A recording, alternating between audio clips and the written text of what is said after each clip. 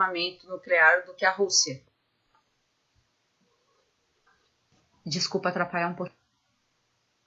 Vamos lá. Então, você quer saber se Canaã realmente pertence ao povo de Israel, ou seja, as pessoas que acreditam na religião do judaísmo? Então fica comigo nos próximos vídeos. Esse aqui é o Abraão, ele nasceu na cidade de Ur, que ficava no sul da Mesopotâmia. Ele teve um sonho com um Deus que disse que daria uma terra para os descendentes dele. Mas essa cidade que ele morava, Ur, ficava na região que hoje é o Iraque. Na realidade, ele estava passando muita fome lá na cidade de Ur e acabou fugindo para o Egito com a sua família. Depois do Egito, ele acabou migrando para o norte da Mesopotâmia, onde tinham tribos, cananeus, heteus e amorreus. Lá ele teve seus filhos Ismael e Isaque. Seu filho Ismael, que era filho de Agar, veio a descendência dos ismaelitas, que são o povo árabe. E o Isaque teve um filho chamado Jacó, da onde surgiram as 12 tribos de Israel, segundo o nome dos filhos de Jacó. Todo mundo conhece a história do José, pois então, houve uma grande fome lá na Terra Prometida e eles acabaram tendo que ir para o Egito. Ou seja, que eles abandonaram a Terra Prometida por causa da fome. Ninguém expulsou eles de lá. Eles moraram como escravos por 400 anos no Egito até que surge Moisés. Você quer saber se Canaã realmente pertence? Parte 2 sobre a Terra Prometida. Nós tínhamos chegado na parte de Moisés, então ele foi eleito por Deus, segundo essa religião, para tirar o povo de Israel que estava sendo escravizado lá no Egito e levar de volta para Canaã. Lembrando que isso é só mitologia e segundo a Universidade de Tel Aviv de Israel, nenhum desses mitos pode ser comprovado historicamente. Mas quando chegar na parte que pode ser comprovado historicamente, eu vou avisar vocês. Moisés liderou a saída do Egito, mas ele não conseguiu entrar na Terra Prometida. Segundo a mitologia bíblica, sob o comando de Josué, eles conseguiram armar um exército e entrar dentro da cidade novamente. No ano de 1200 a.C., nós entramos no período dos juízes, liderados por Gideão e pela juíza Débora. Em seguida, por volta de 1000 a.C., nós temos Saul e Davi.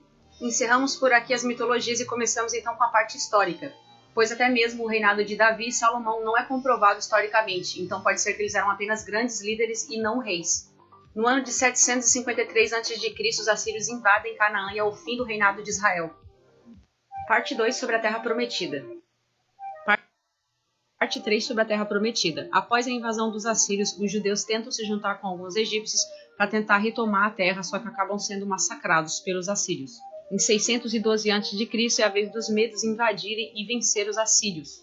No ano de 588 a.C. é a vez de Nabucodonosor invadir Jerusalém e levar os judeus exilados para a Babilônia. E antes disso, claro, ele queimou, destruiu a cidade de Jerusalém, destruiu até o templo dos judeus.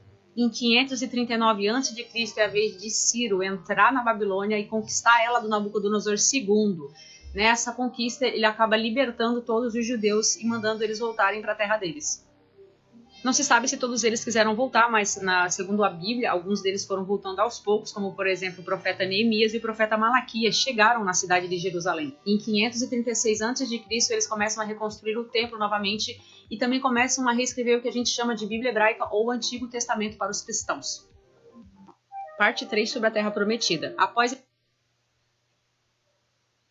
Parte 4 sobre a Terra Prometida. Nós tínhamos parado em quando Ciro tinha libertado, os judeus, eles estavam voltando para Jerusalém. Então a gente sabe até agora que a Palestina estava sob o domínio dos persas. Mas no ano de 333 a.C., Alexandre o Grande consegue derrotar o rei persa que se chamava Dário III, numa batalha chamada Batalha de Isso. 10 anos depois da conquista, o Alexandre o Grande morre e os generais que trabalhavam para ele dividem a Palestina e a Síria. Um dos sucessores de Alexandre, por exemplo, era Ptolomeu. 200 a.C., a Palestina está sob o comando dos Seleucidas. No ano de 189 a.C., os romanos invadem a Palestina e conseguem conquistar ela. É o fim do reinado Seleucida. No ano de 175 a.C., a cultura grega começa a se espalhar pela Palestina. E Jerusalém se torna uma cidade helenística, até com os jovens se exercitando nus. Os judeus não gostavam muito dessa história. Mas o pior ainda estava por vir. Próximo vídeo. Parte 4 sobre a Terra Prometida. Jerusalém estava completamente helenizada, tinham jovens se exercitando nus no meio da cidade, os judeus não estavam gostando dessas atitudes e o pior chegou. Eles foram proibidos de praticar o sabá e também de fazer a circuncisão. E ainda por cima, o templo de Jerusalém foi profanado quando colocaram uma estátua de Zeus lá dentro. Os judeus que não gostaram dessa ideia fugiram para as montanhas e organizaram uma resistência lá, liderada por Judas Macabeu. Judas Macabeu era filho de Matatias. Matatias teve 5 filhos. O Judas Macabeu, o João Hircano, o Simão Macabeu, o Jonatas e o Eleazar. Em 164 a.C., a resistência que estava nas montanhas desce até a cidade de Jerusalém e reconquista o templo. O Judas Macabeu morre em uma guerra, então o irmão dele, Jonatas, assume o lugar do irmão e se torna sumo sacerdote. Mas o Jonatas é assassinado e a vez de Simão Macabeu assumiu o lugar do irmão. O Simão Macabeu também é assassinado e a vez de João Hircano assumiu o poder. O João Hircano foi responsável por destruir o templo dos samaritanos em uma conquista. Jerusalém estava completamente helenizada, tinha um jovem. Parte 6. Os Macabeus, quem eram os Macabeus? Macabeu em hebraico significa martelo. Então, o exército da resistência que ficou nas montanhas para tentar retomar a cidade de Jerusalém, a liderança de Judas Macabeu, que era o filho do Matatias, consegue entrar na cidade de Jerusalém e consegue reconquistar o templo. E dali para frente aconteceu uma série de assassinatos e os irmãos foram sucedendo. Por fim, o João Hircano, que foi o último irmão que ficou na sucessão de todos os outros, ele conseguiu conquistar Siquém, que era a capital dos samaritanos, destruiu o templo dos samaritanos, também conquistou o território de Edom e impôs judaísmo para todo mundo que respirava na cidade. O João Hircano foi sucedido pelo seu filho Aristóbulo, mas o Aristóbulo só reinou por 1 ano e em seguida entrou Alexandre. Alexandre Janeu era antifarisaico, só que a esposa dele, Salomé Alexandra, era a favor dos fariseus. Então, quando ele morre, ela assume o poder. O reinado dela dura apenas 9 anos e ela morre. E adivinha quem que sobe para o poder? Parte 6. Os Macabeus. Parte 7. Após a morte da Salomé Alexandra, a disputa do poder fica entre os dois filhos dela, Aristóbulo II e Hircano II. A decisão vem do general romano Pompeu e ele decide que Hircano II deve ser o sumo sacerdote. No ano de 66 a.C., o Estado judaico deixa de ser um Estado independente e passa a depender do governo de Roma. Começa a pagar tributo para Roma e também se vê obrigado a aceitar as ações militares. O irmão do Hircano II, Aristóbulo II, arma uma revolta contra Pompeu, só que ele acaba perdendo. Então isso vira uma briga de família. O filho do Aristóbulo, que é o Antígono, ele se junta com os partos que eram inimigos do governo de Roma. 40 a.C., os partos invadem o Oriente Médio e prendem o Hircano II. O Antígono se torna então o sumo sacerdote. O Herodes, que era um dos governadores da Judéia e da Galileia, foge para Roma na época dessa invasão. Ele só volta para a Palestina no ano 39 a.C. Parte 7. Após a morte. Parte 8. No ano de 476 d.C., o Império Romano tem uma queda por causa de uma crise econômica, e isso acaba reduzindo as tropas militares. Os germânicos, conhecidos também como bárbaros, eram convertidos ao cristianismo arianista, que era condenado pela Igreja Católica naquela época como heresia, o que ajudou bastante o atrito entre germânicos e romanos. No ano de 614 d.C., é a vez dos sassânidas invadirem e conquistarem Jerusalém, só que durou apenas 18 anos e os bizantinos retomaram a cidade. No ano de 637 d.C., é a vez do Califado Ortodoxo, que era o Império Árabe Islâmico, que foi fundado após a morte do profeta Muhammad.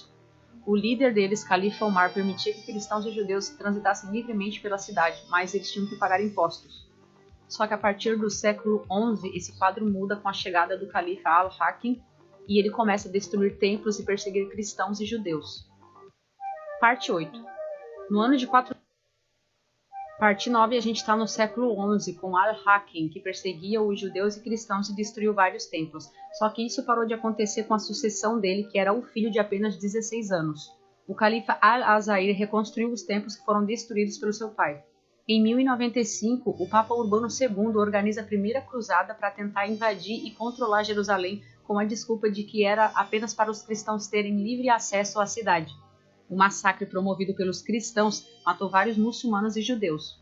Em 1187, os muçulmanos reconquistam Jerusalém, com a liderança de Saladino. Em 1229, um acordo é feito entre Frederico II e o sultão do Egito, Al-Kamil. Esse acordo dava uma trégua para os cristãos controlarem Jerusalém, mas eles não poderiam reconstruir a muralha ao redor da cidade. Mas em 1244, os turcos, fugindo dos mongóis, invadem a Palestina e ela volta a ser controlada por muçulmanos. Parte 9, a gente está no século XI.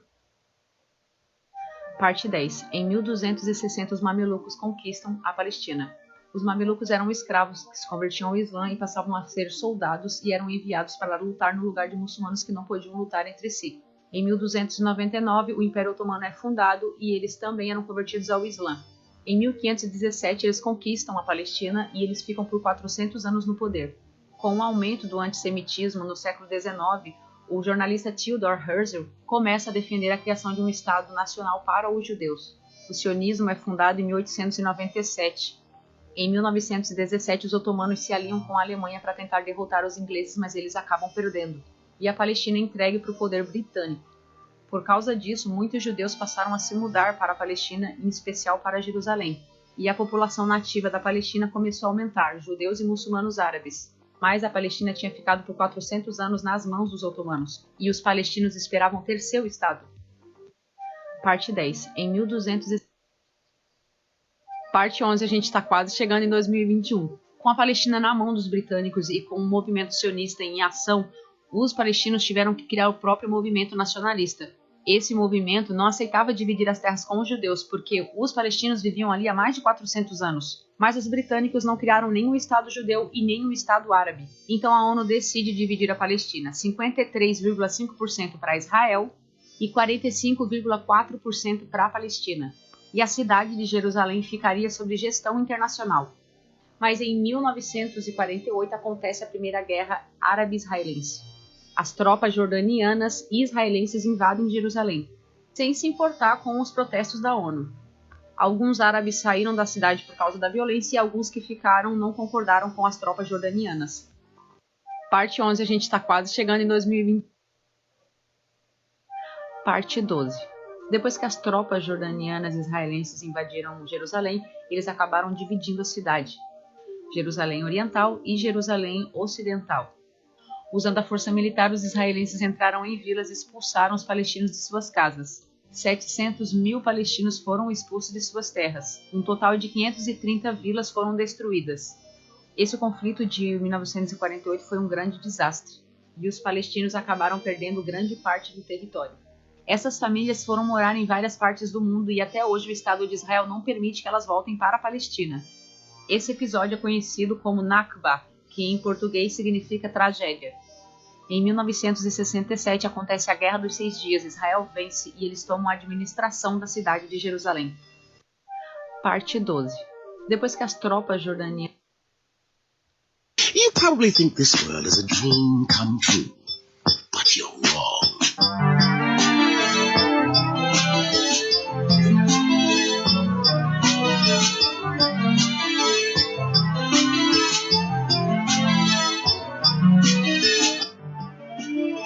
You probably think this... Oh, meu Deus, só me aparece isso. Escuta aqui, ô chefinho, xixi nas calças. Vá procurar outro pássaro. Oh, meu Deus, só me aparece isso. Escuta aqui, ô chefinho.